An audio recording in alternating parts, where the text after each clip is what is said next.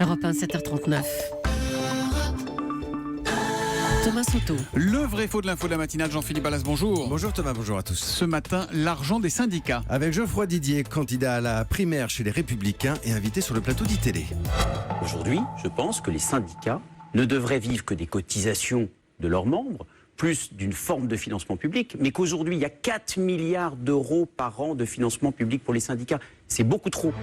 Le chiffre est impressionnant. 4 milliards d'euros par an de financement public pour les syndicats. C'est ce qu'affirme Geoffroy Didier. Mais c'est vrai ou c'est faux, Jean-Philippe ? C'est faux Thomas, et Geoffroy Didier prend là quelques sérieux raccourcis. D'abord, ce chiffre de 4 milliards, d'où sort-il ?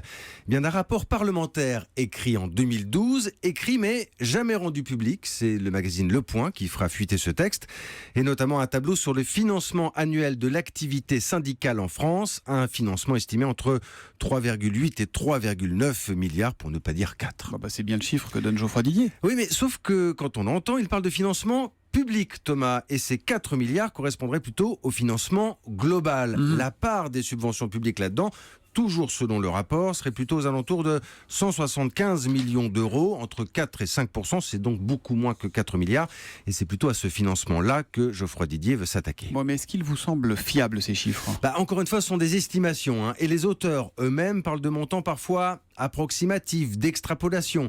Alors, je retiens malgré tout que la part des cotisations des adhérents, toujours selon ce travail, cette part finalement est assez faible, entre 3 et 4% du financement, et que les employeurs, les entreprises participent beaucoup, évidemment. Donc c'est un tout petit peu l'État, un tout petit peu les cotisations et le reste c'est les entreprises. Voilà, beaucoup. Alors, certains parleront d'opacité à propos du coût de l'activité syndicale en France, et d'autres diront que c'est une dépense de toute façon indispensable pour la défense des travailleurs.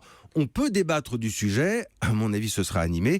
Il faut juste choisir les bons chiffres, Thomas, et les manier toujours avec précaution. Et donc ne pas confondre 175 millions d'euros et 4 milliards comme l'a fait Geoffroy Didier.